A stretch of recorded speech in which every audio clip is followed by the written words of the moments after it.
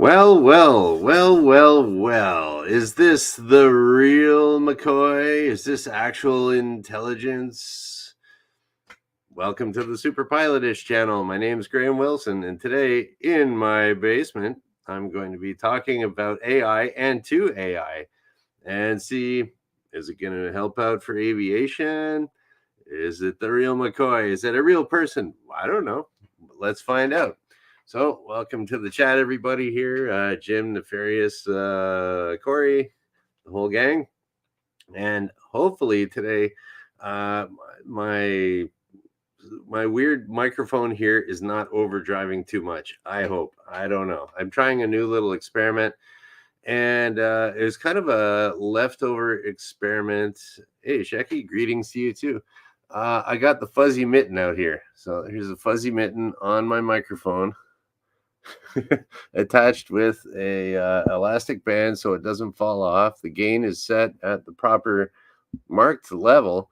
So I don't know. Let's see if the fuzzy mitten works. I use that I use the fuzzy mitten when I'm on location outside, and that, in addition to a toque, it kind of cuts out the wind. Let's see how the sound goes. I don't know. Okay, and yeah, so I was thinking, everyone's talking about this Chat GPT, Open AI, whatever it's called. And I thought, well, if it's good for aviation, if it's good for flight safety, if it's good as a teaching or a learning aid, hey, pretty cool. Let's see if it's any good.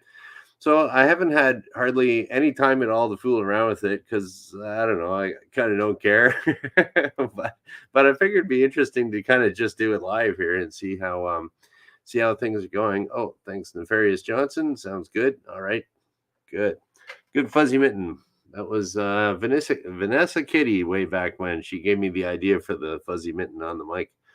Okay, so I've been experimenting having the two screens on my little show here. So I'll show you guys if maybe someone's never seen this Chat GPT thing before.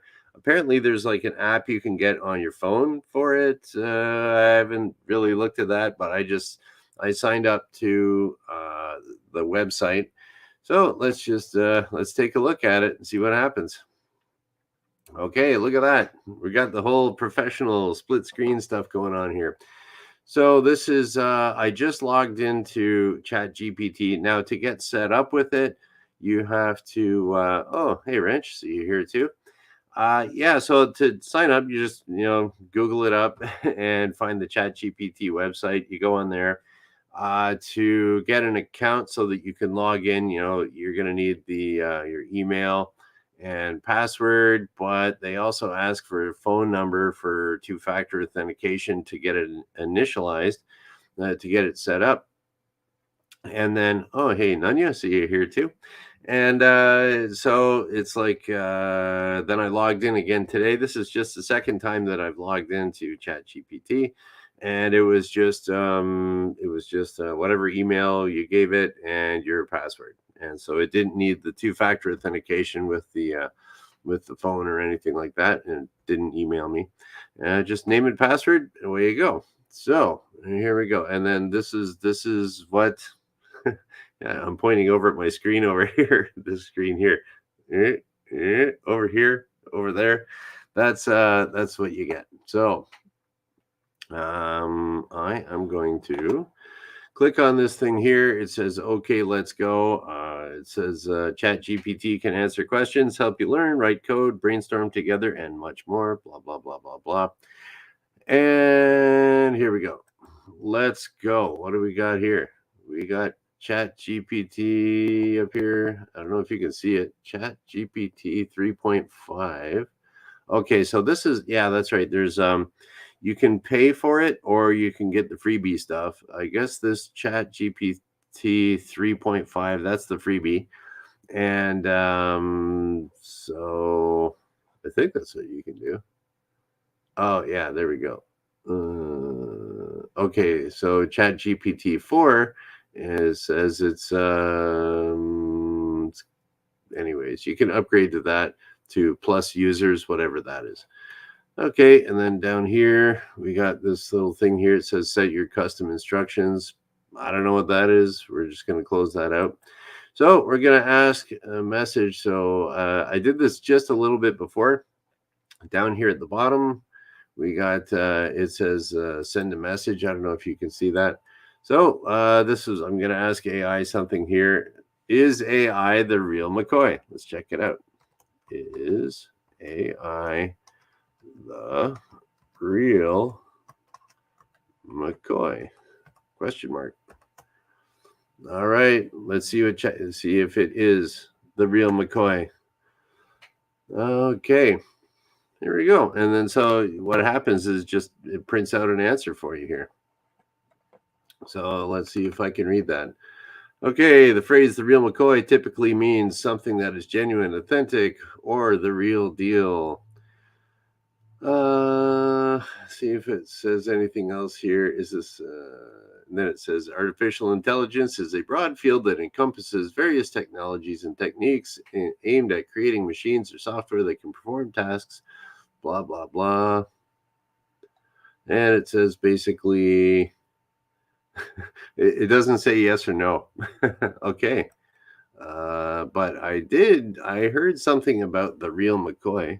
We'll say, where did the expression real McCoy come from? All right, because yeah, Jim was wondering about that in the chat here. So there we go, and I think I hit enter the last time. Here I'm going to be using that little arrow thing over here. Okay, so now I guess it's thinking or something like that. Oh, here we go. The origin of the phrase "the real McCoy" is not definitively known, but there are several theories about its origins. One of the most widely accepted theories involves the name of a Scottish-Canadian inventor named Elijah McCoy. And so that's where I kind of got the idea of the real McCoy, because we around here, that's where Elijah McCoy was from.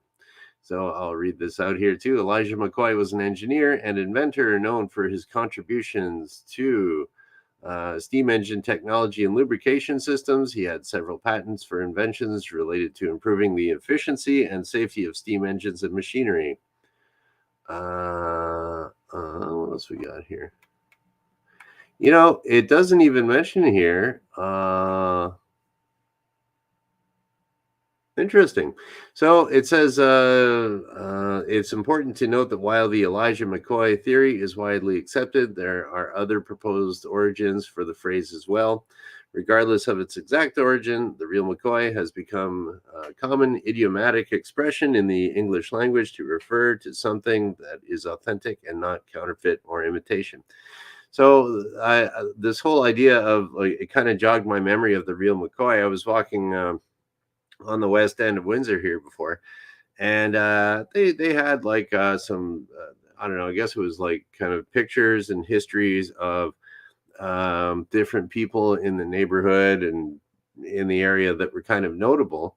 And so this Elijah McCoy guy was. It said, now this is what the AI says. Okay, the real McCoy. It could be from Elijah McCoy, but it could be from other places too. But in West Windsor, oh yeah, it's definitely from this guy. So it's a little regional bias there, maybe, but I'd like to believe it. And I actually did do just a little bit of research before I came on here. And so Elijah McCoy, and it turns out Elijah McCoy's parents, I did a little Google search on this. They were slaves from Kentucky, and then they kind of came up to here back in I think it was 1840s. So there was still kind of slavery down there. They escaped. They came up to Canada. I guess at that time it would be considered British North America, not quite Canada yet. That wasn't until 1867. So they had a bunch of kids and everything. And then and then eventually, this guy, he was born in Canada. And then he ended up going to become an engineer in Scotland, which I thought was kind of interesting. Can you imagine being like some black guy that like your parents were slaves? They escaped the United States, come up to England. It's like, yeah, I'm gonna just hop on a boat and go over to like become an engineer over in Scotland. Like they must have been people must have been kind of saying, "Hey, where's that guy from?" And then the funny thing is that they'll be like, "Oh, is he African?" And he's like, "No, I'm Canadian, man." That'd be kind of weird. But anyways, so we'll see what there we go. So they didn't mention that Mr. McCoy there was actually a pretty notable black guy. And I was looking at the oiling system that he invented, and apparently he had tons of patents. And the oiling system he came up with was really interesting. Before we get into aviation, I just thought the oiling, like all the steam engine technology, is kind of pretty fascinating. I could see why people get into the steampunk stuff and everything. So let's just say we got a steam engine here, we got a piston, we got the locomotive. Uh, okay, we got a couple locomotive wheels here. Little attachment there. This goes down here. How do you like that? We got, whoop, look at that awesome diagram. So actually, you know what? Let's go to a big screen here. And so I can see it better myself. Yeah, so there you go. So you got your steam piston engine here.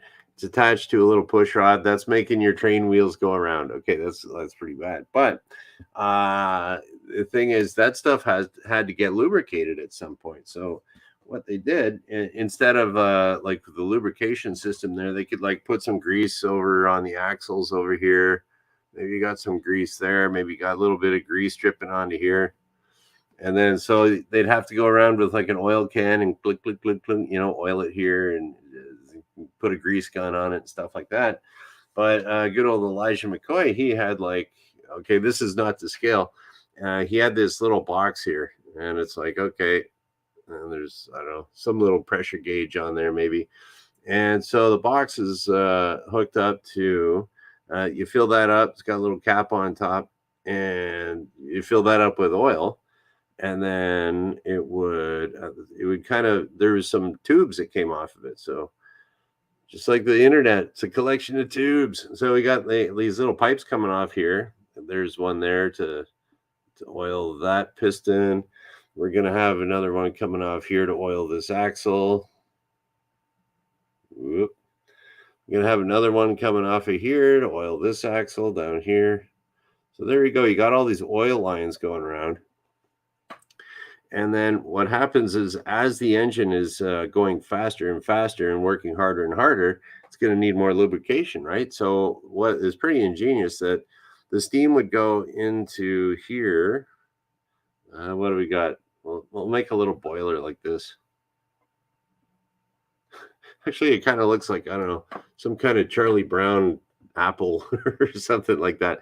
But anyways, yeah, so they get a little bit of steam coming off to here, and they put it in the bottom over here, and then that would condense, it would turn into water. Now because water oil will float on top of water, just like if there's a rain puddle, you see that little rainbow, gasoline, oil will be on the top, or oil slicks in the ocean.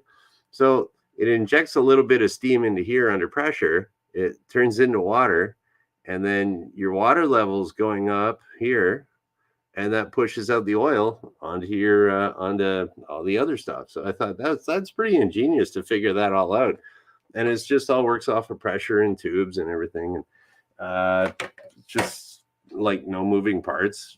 It's just like, here you go. And like steam boilers, valves and stuff like that. It was always pretty interesting for heating buildings, I thought. And yeah, so anyways, that's Elijah McCoy. He invented that thing, and apparently I'd like to think that the real McCoy was Elijah McCoy from a little bit south of here in Colchester. So okay, so what else we got here? Oh, hey, Harold Cheeseburger, I see you popping in here. Great. All right, so let's go back and we're going to ask ChatGPT some really interesting aviation questions. And if you guys have any questions you want to ask our artificial intelligence guest, then we'll see if it can answer. All right, so I'm going to say, I'm going to ask for the list. I'm going to say list the top 10 safest airplanes.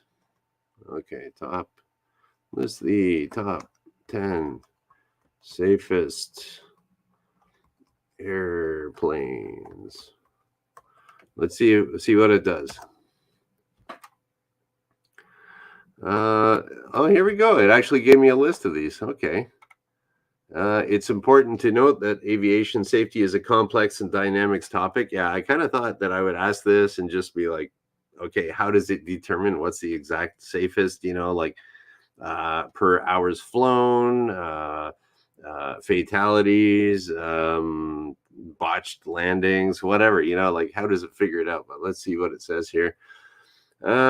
Safety records can change over time due to factors such as technology advancements, maintenance practices, and regulatory improvements.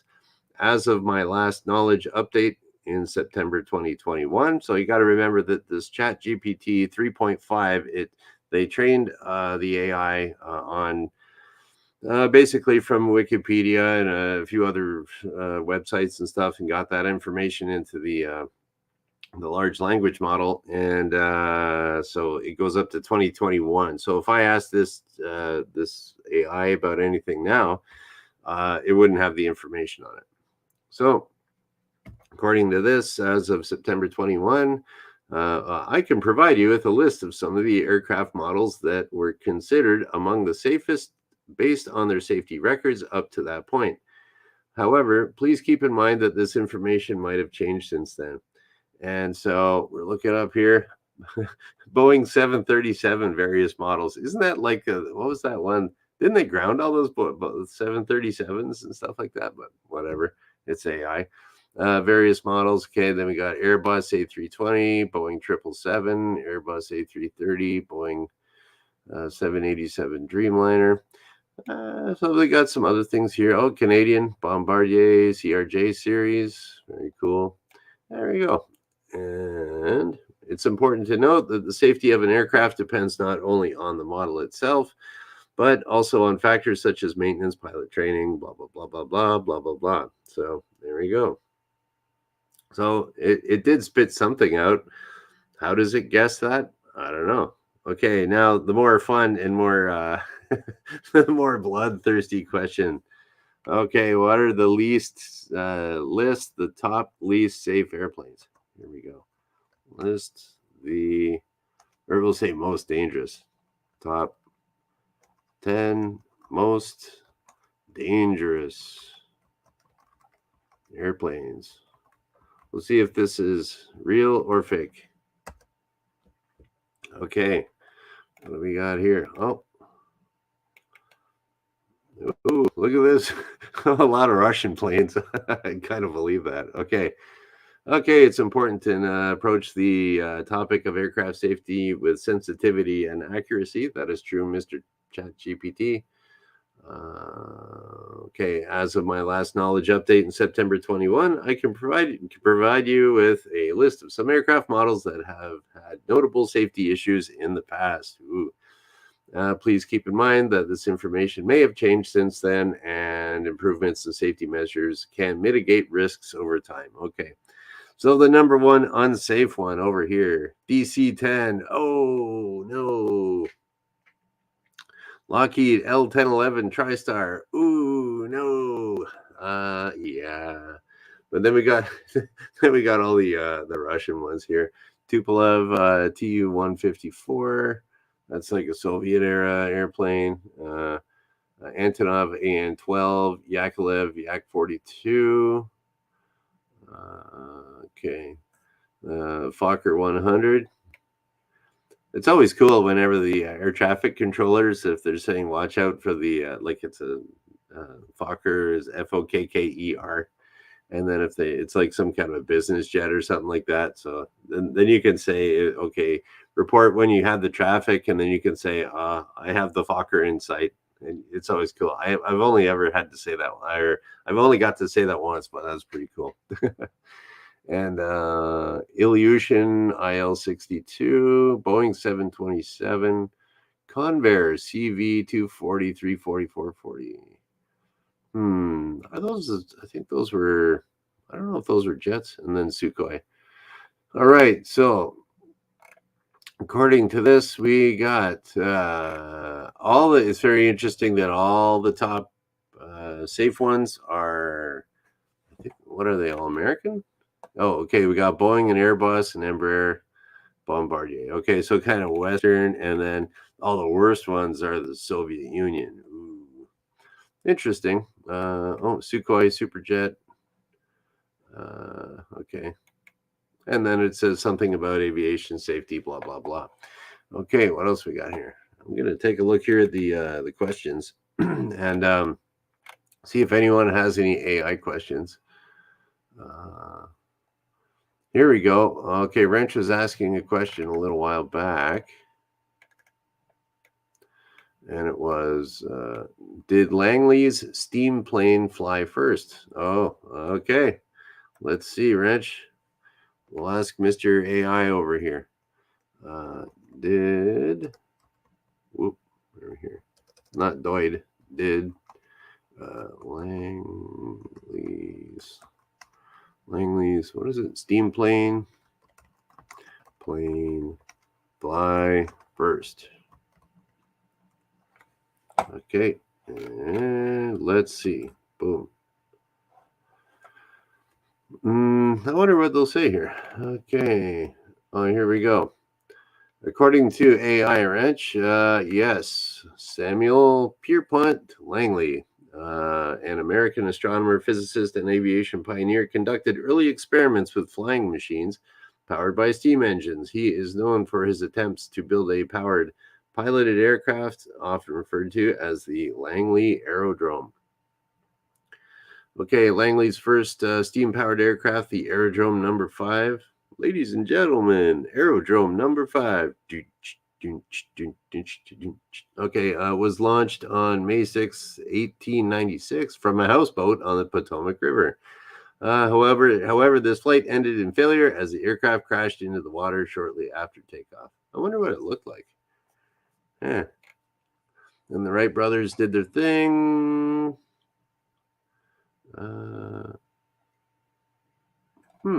Interesting. So Langley continued his efforts and made another attempt on November 28th, 1896, with a more advanced version called the Aerodrome Number 6. Unfortunately, this flight also ended in failure as the aircraft stalled and crashed into the river. Yeah, so they're saying that the Wright brothers were like, oh, they were the first ones. I think the Wright brothers, okay, that sounds to me that they were the first ones to successfully fly a plane. So this guy had his crashes. He flew them before the Wright brothers, but they all crashed. So I guess in a way that's there was a little debate when I was okay. We're gonna go back to the regular screen here. Yeah, there was a little bit of a debate about if you send your student solo for the first time, and like the rule used to be written that like okay, it counts as the student's first solo, the first time that they fly the plane by themselves, and then so then it kind of came up to someone did their first solo and they had an accident and wrecked the plane on their first solo.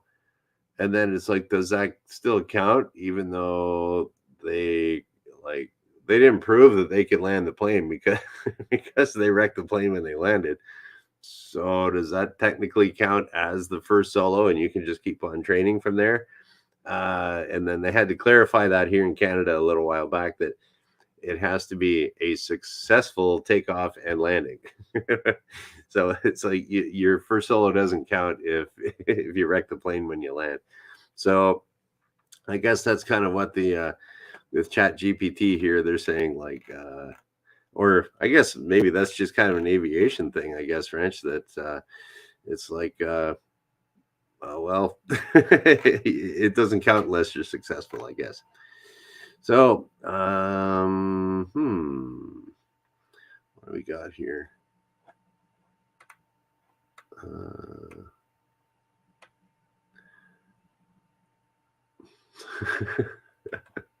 Okay, I was checking. See, I don't know if Corey was thinking about the mother of the inventor of that airplane before. So maybe Corey was thinking of the mother of that Fokker guy. So I don't know. Anyways,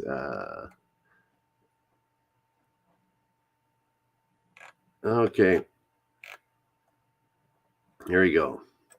And good old Corey, he's been hanging around the Super Pilotish channel long enough that any landing you can walk away from is a good landing. But if you can use the airplane again, it's a great landing. So, yeah.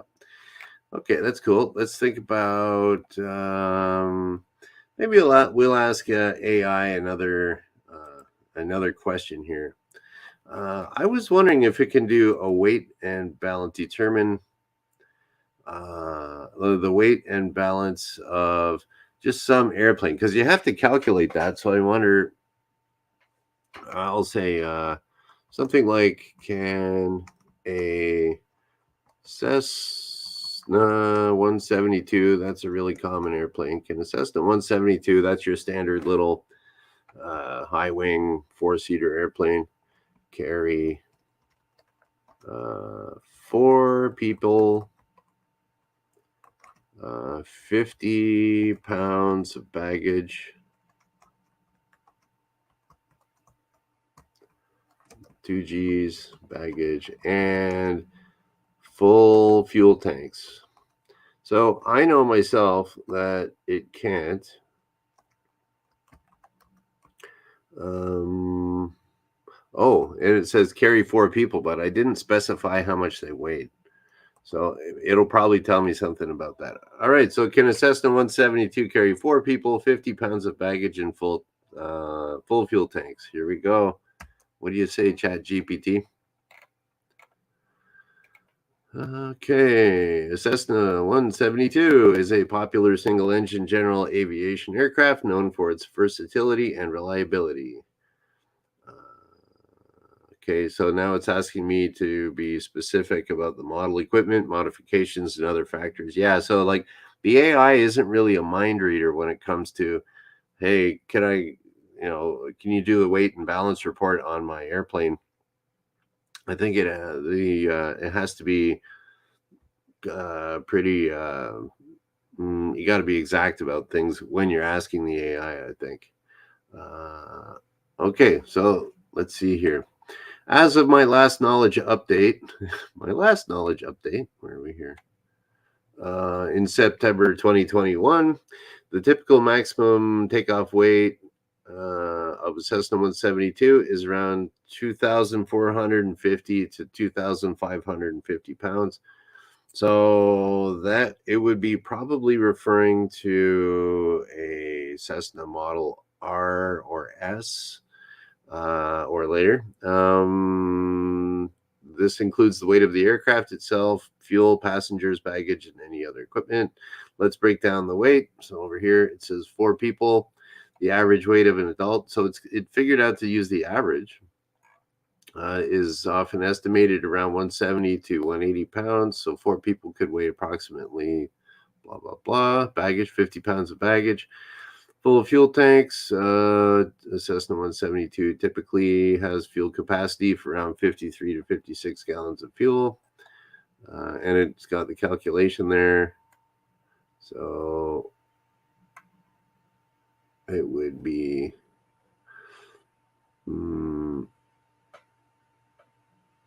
Oh, see now here it says, given the typical MTOW range of a Cessna 172, it seems feasible that a Cessna 172 could carry four people, 50 pounds of baggage, and full fuel tanks within its weight limits. However, it's important to consult the specific aircraft performance charts.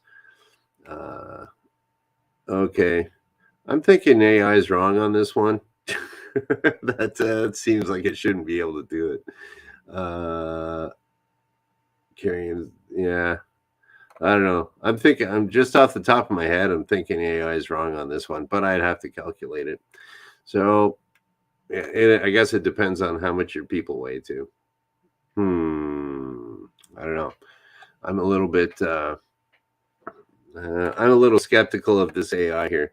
So, all right. So, what's my AI review here? We're gonna kind of get close. It's been about a half hour. We're gonna kind of shut her down here eventually. So, okay, what's my review of AI? Okay, we asked it about a little aviation history. Okay, not too bad. Asked it about weight and balance. I wouldn't trust it at all. um, we asked it about what's the safest airplanes and the least safe airplanes. I don't know where it's got its data from. It seemed to skew that it doesn't really like the Russians too much, but maybe the Soviets didn't have that great of safety history. I don't know. And it also did say that the maintenance was probably, I mean, a lot of those Soviet airplanes, they were crashing in like right after the Soviet Union fell in like 19, what was it, 1990. Then all those airplanes, they kind of went, a lot of them just kind of disappeared from the Soviet Union, and they all ended up in Africa in like kind of I don't know, warring faction countries and stuff. There wasn't a whole lot of maintenance going on, and they kind of they kind of, I don't know, weren't maintained too well in Africa, and they were all getting plowed into the desert and the jungle and stuff like that. So, and running guns and things. So yeah, I guess maybe AI's, maybe those Soviet planes really aren't quite as good as a Boeing and stuff or an Airbus. Yeah, we'll see. But I don't know. It's yeah, I don't know. I kind of can't trust it. So I think with the AI here, it's is it the real McCoy? I would say, if you got pass, fail, needs improvement, I'd say it needs improvement. But it's also one of those garbage in, garbage out things too. If I was very specific about what I was asking the AI, and I said, okay, my airplane weighs this much, each person weighs this much, the baggage is this much, the fuel capacity of this specific airplane is this much. Then it could just figure out all that stuff. But I don't know. It's almost like might as well just get ForeFlight on your iPad and just go boom. you know, who knows? Okay, so that is about it for today. We'll see if we got any other little any little questions or anything like that. Mm-mm-mm.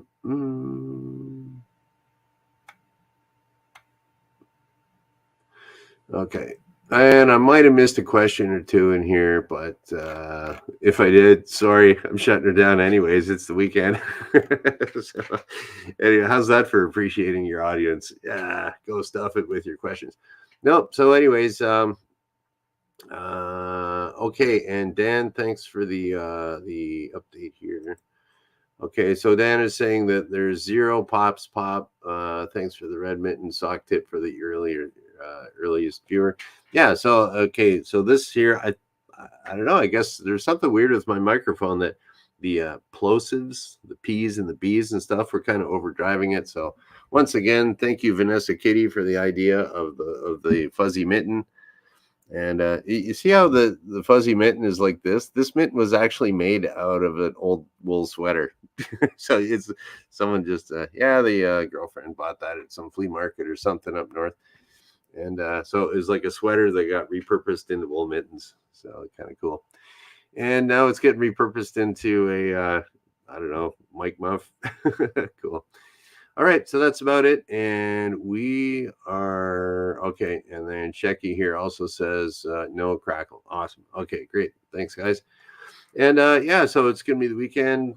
I hope you guys have a good time. And I guess I'll just what is today? Friday. Yeah. So yeah. So that means I'll be back on Monday because I do this Monday, Wednesday, Friday at noon Eastern. And we'll kind of shut her down. And thank you for watching. Bye.